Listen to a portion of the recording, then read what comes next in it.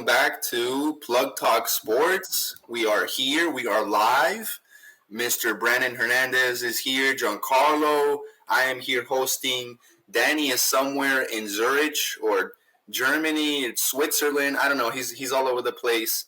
So today I'm having the privilege of hosting episode 52 of Plug Talk Sports. So guys, we have a lot to get into.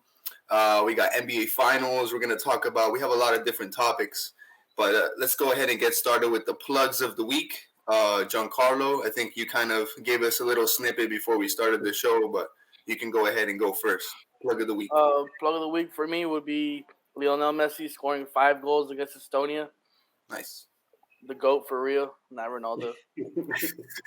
Whoa! I mean, if we get into that, we might take up the entire show, especially That's a whole hour episode. That's a whole hour episode. Exactly. Go ahead, Brandon. To be honest, as a Celtic fan, as everyone knows, I saw my Celtics play in a finals for the first time in a decade.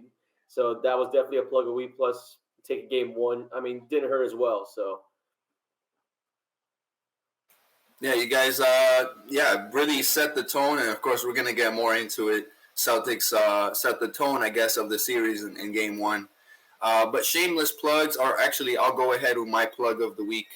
My plug of the week was Aaron Donald being paid by Los Angeles Rams and basically securing his future for future generations to come. You know, he got some money, and he's the highest paid non-quarterback ever in NFL history. So plug of the week is Aaron Donald, one of the greatest defensive players you can argue of all time.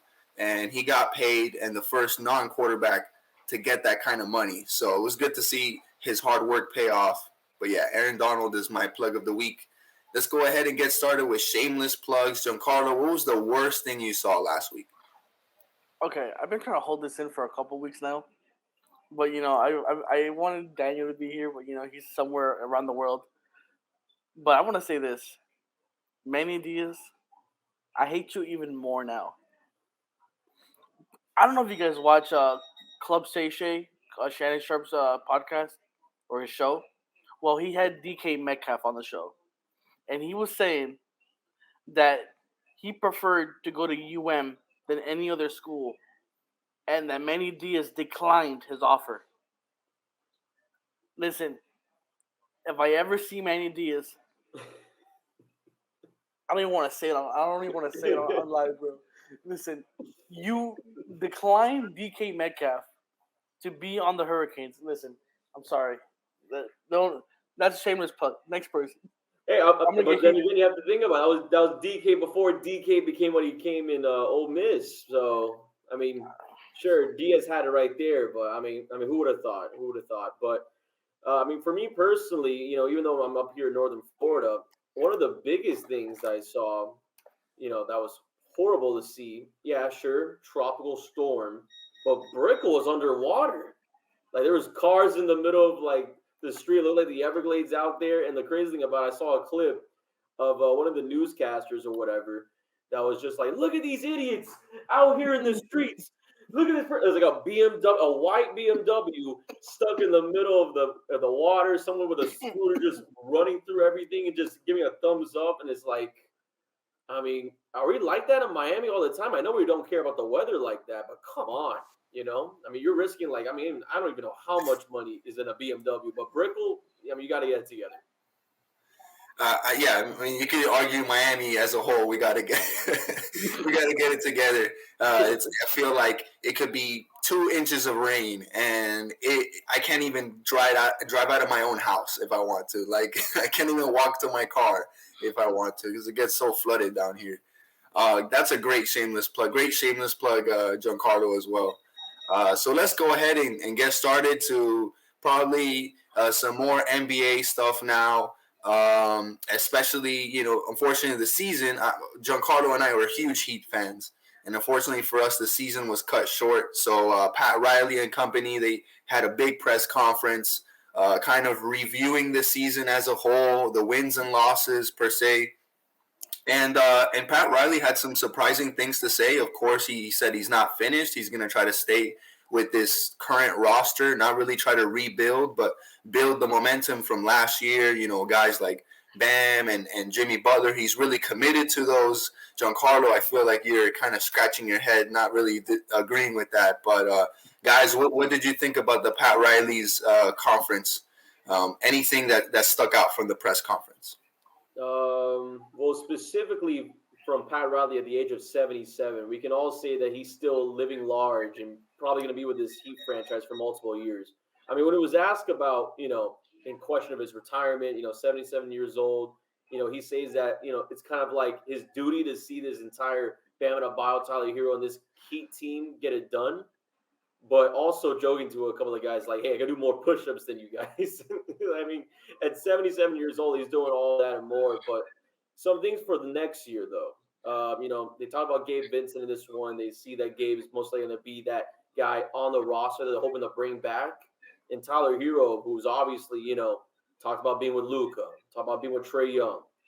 And again, Luka wins the Western Conference Finals, right? Trae Young went to the Eastern Conference Finals already. So Tyler Hero finally makes it himself. So now there's someone in the same category, if you want to, put at least in a sense of how far their careers have gone since that draft class. But in reality, I mean, Pat Riley's still, saying that for Tyler Hero's case, if he wants to be on the starting lineup, go into training camp and earn it. So this summer we have to see that Tyler Hero, who knows, puts 10 pounds of muscle on him, maybe elevates his game defensively, how we've seen so far throughout this year.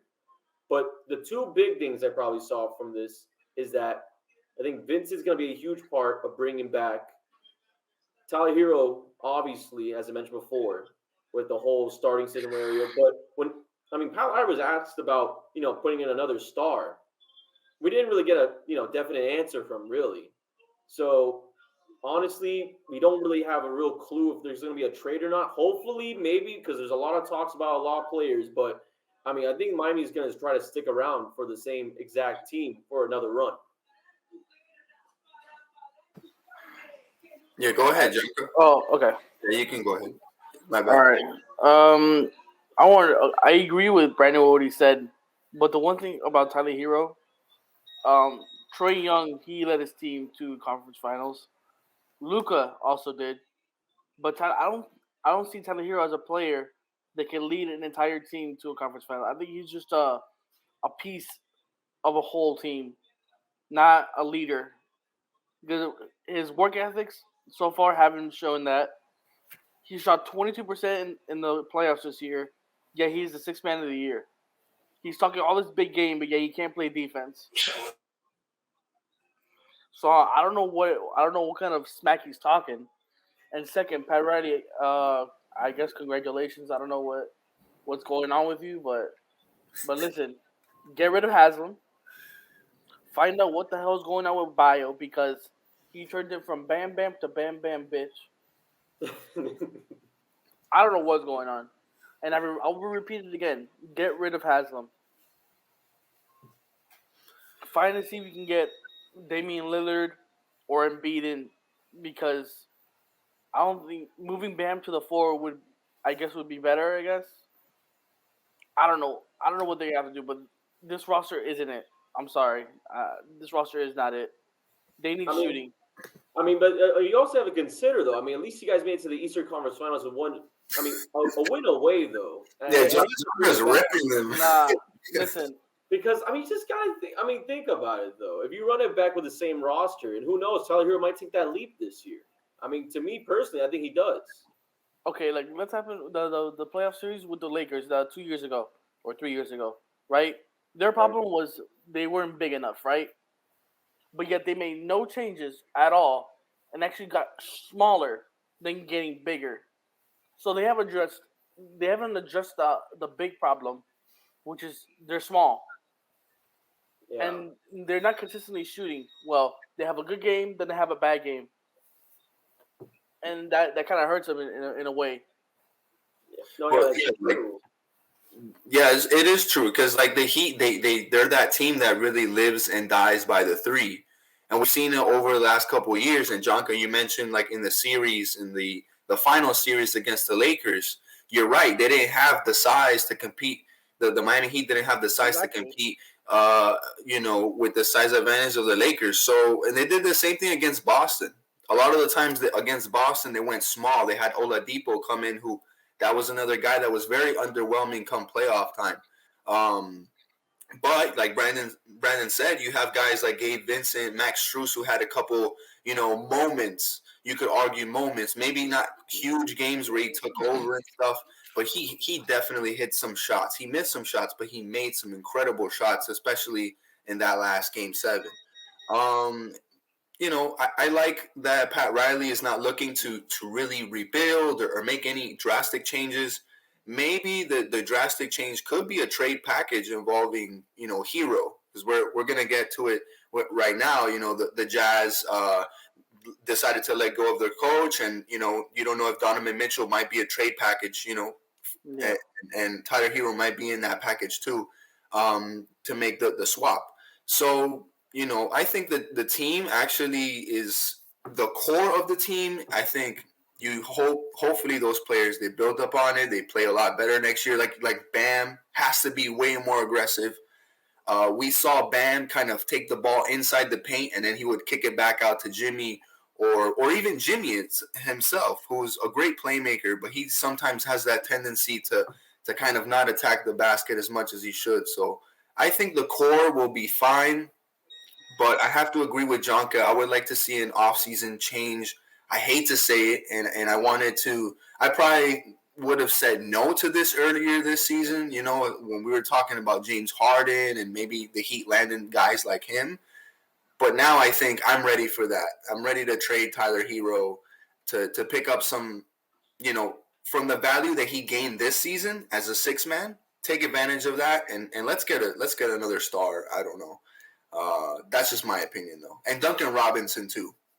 Yeah, I would include him in whatever deal because he did nothing. No, yeah, there's no doubt in my mind. Duncan will be shopped at least, as a target. I mean, I don't know. Again, as I said before, I don't think that Pat Riley, from what I've seen in this conference, is going to be moving on a couple of guys. But I mean, Duncan is like, he's for real estate right now. I mean, anybody can grab on him. Anybody. Exactly. You don't want to pay.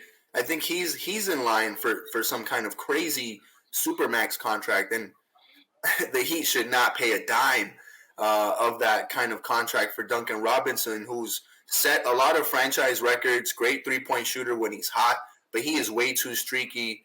And come playoff time, you need buckets, and you need them in your biggest moments. And what happened to Duncan in the biggest moments?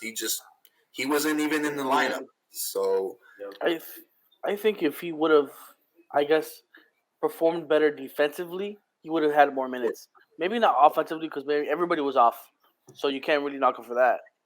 But it's just his defense was just atrocious, like bad. The moment he get into the game, he would make stupid fouls. He would just turn over the ball. It was just I'm sorry. No, That it was I horrible. don't know And what he has happened. the wingspan for it. That's the thing that always gets me. Like, he has a body build of like, hey, Yeah. this guy can easily defend if he wanted to on anybody on the perimeter. Anybody. What I will say is that I hope the Miami Heat don't be stupid when it comes to Duncan Robinson, because we know he can shoot, and if one team in particular that we know that loves 3-point shooting is the Warriors. Please don't send Duncan Robinson to the Warriors. Because you got Clay, you got Steph, you got Jordan Poole, you got Andrew Wiggins. They can all shoot from 3.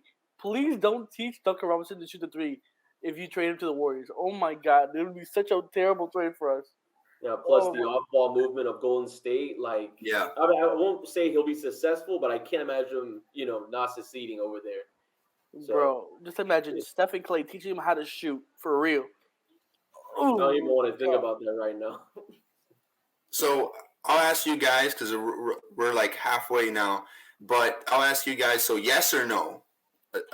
You have to give up Tyler Hero. You have to give up Duncan Robinson, possibly some picks.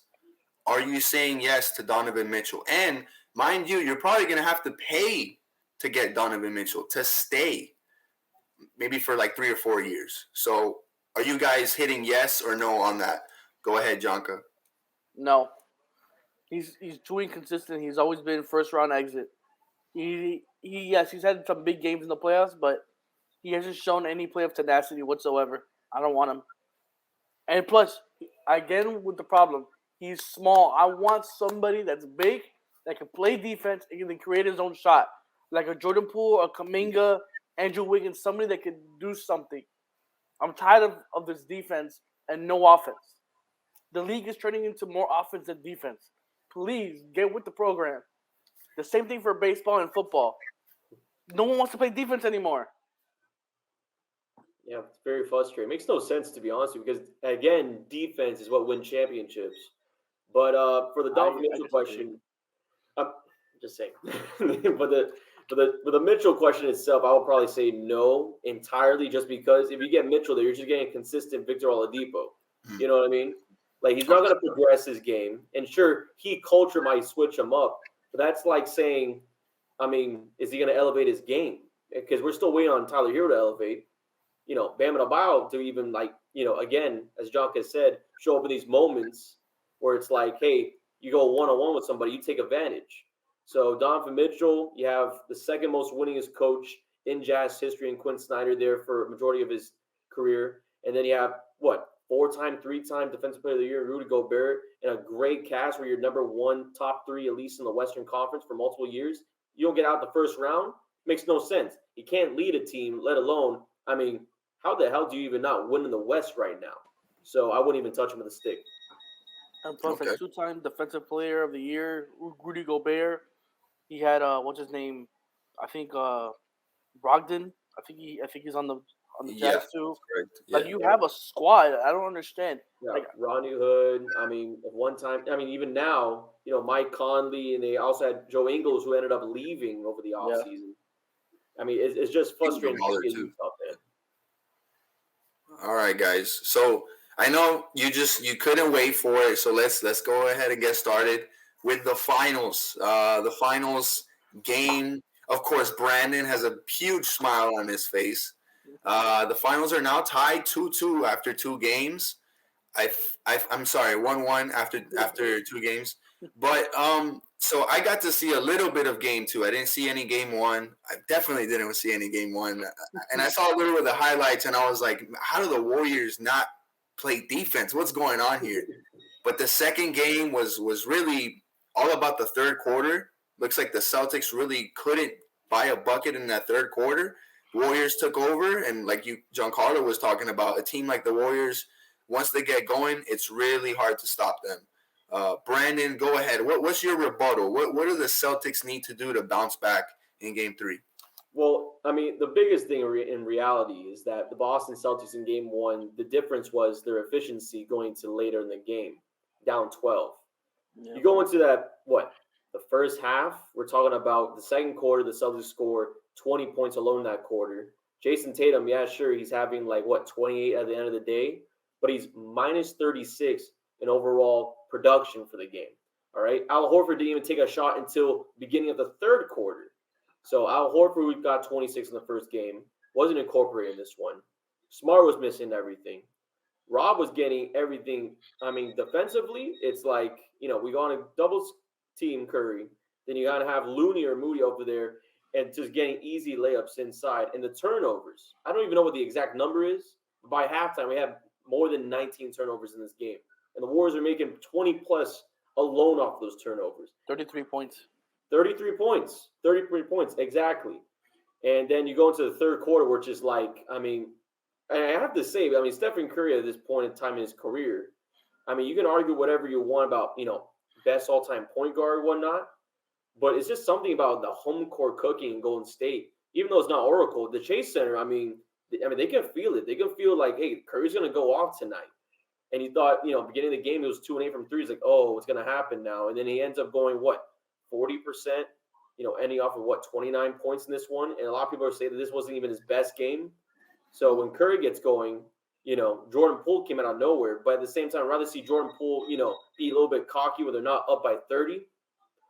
But in reality, the Celtics, they were inefficient offensively on the side of the ball, and they kept on rushing the pace in the third quarter, which, dug their grave to the end of the game. So in reality, they just need to be more efficient offensively.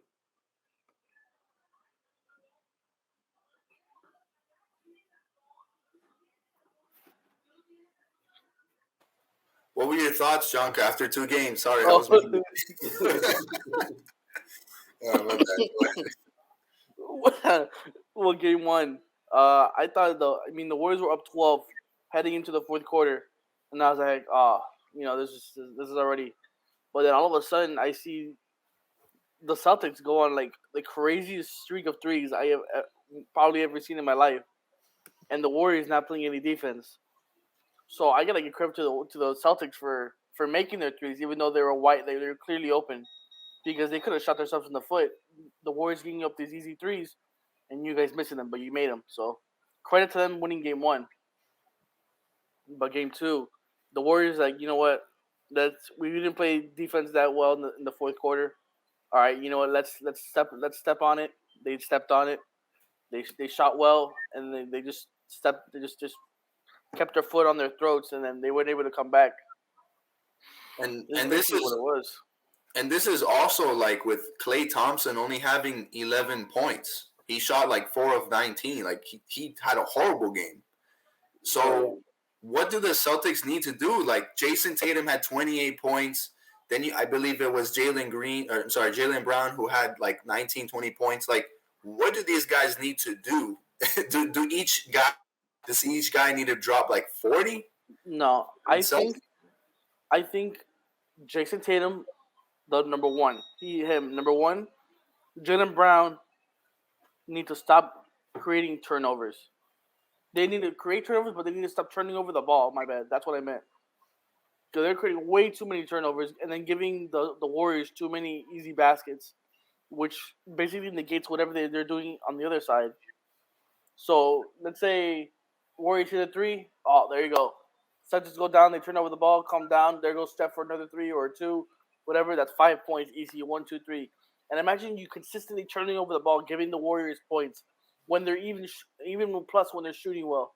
It's not a good system to win, but they just stop turning over the ball, and the game should be even. No, yeah, and not even that. I mean, before we go to the next segment, I just got to talk about the officiating in this game. I Oh, mean, bro, don't even. because Draymond Green, I'm I was sorry, gonna ask about that. Yeah.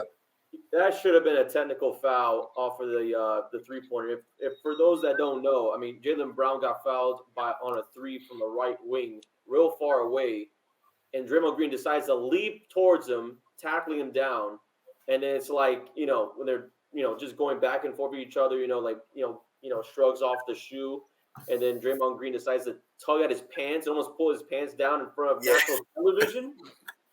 And it's like they want to talk about, you have to consider he already has a technical foul, and this is enough to throw him out the game.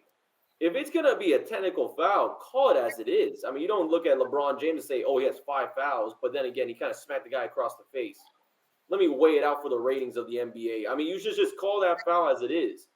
And then again, of course, home cooking, you're at the Warriors' house trying to get all the calls. But let you know right now, if the same officiating goes on for game 3 on either side, I mean, that should be a shame for Adam Silver because they need to get that under lock and at least have, again, a review of what it should be called.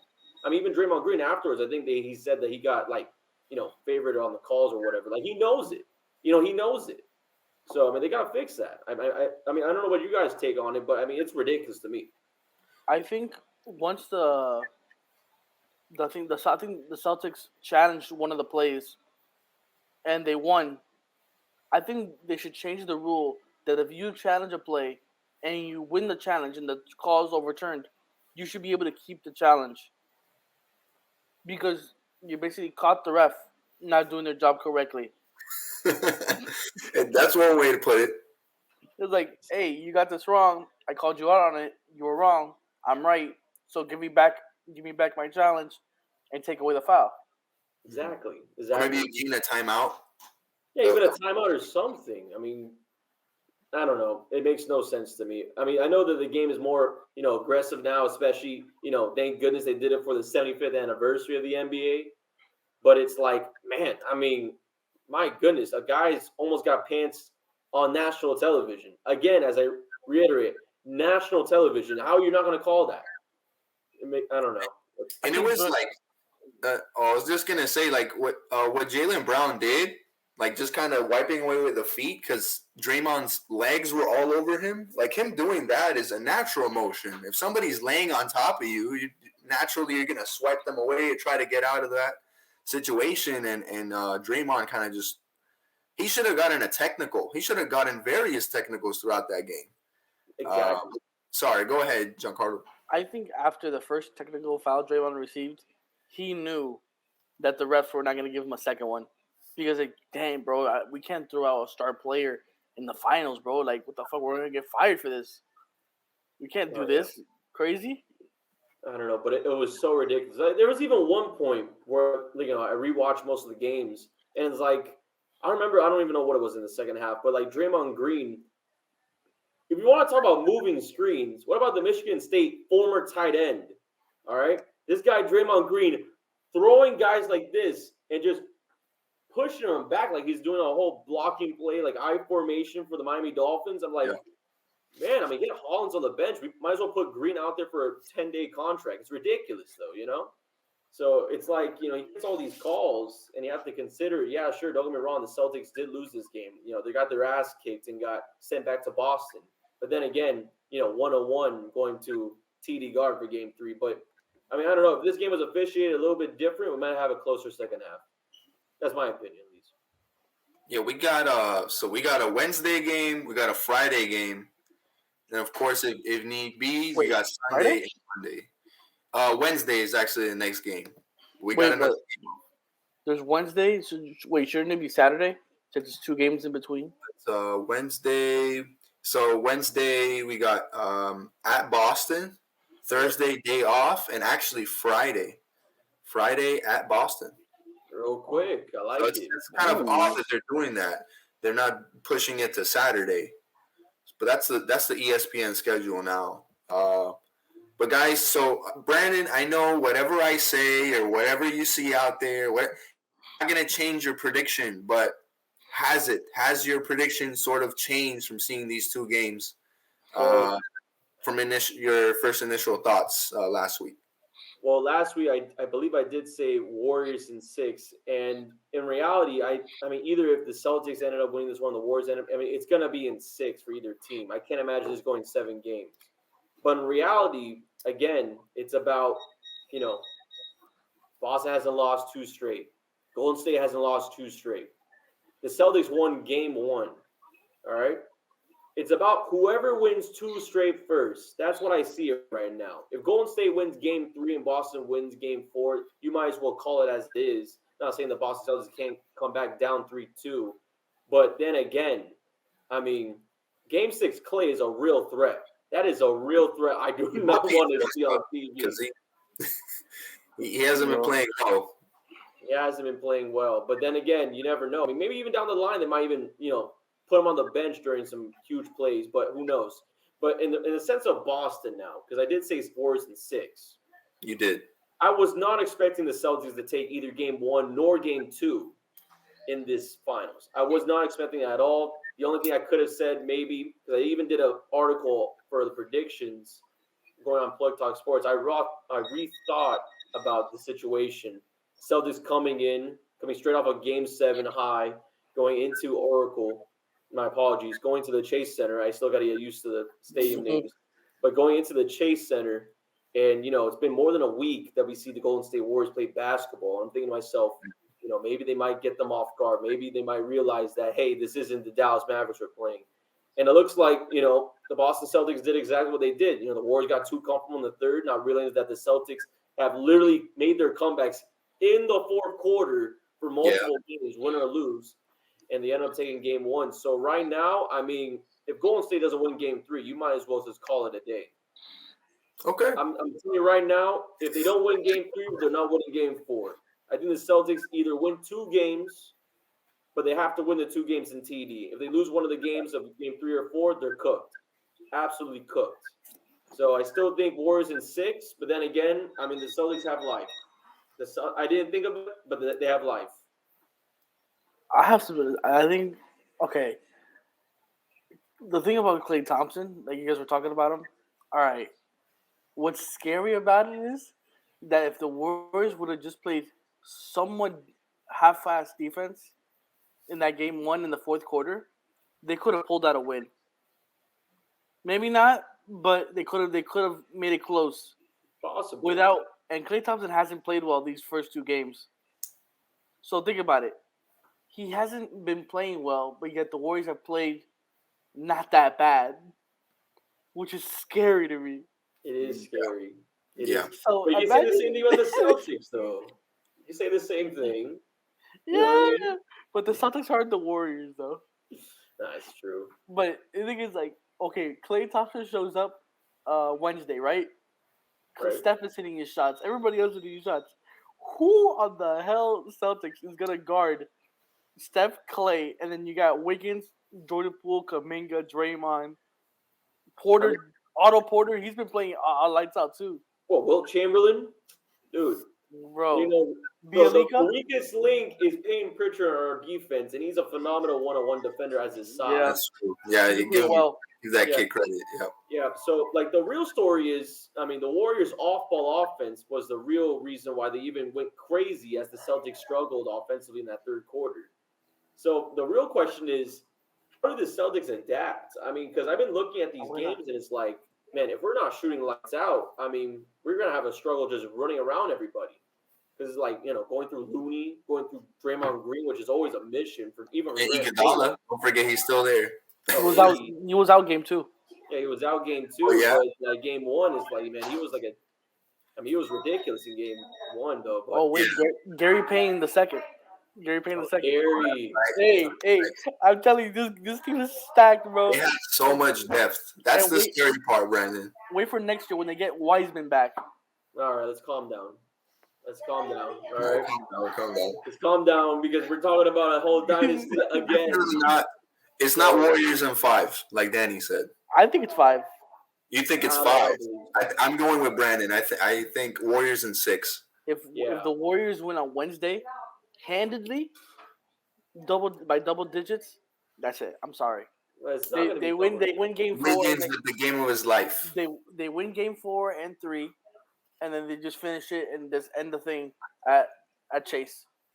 Look, I just firmly do not believe that the Celtics will have 4 starters again shooting as poorly as they did for another night. Okay. I just really disagree. That's what you think. All right.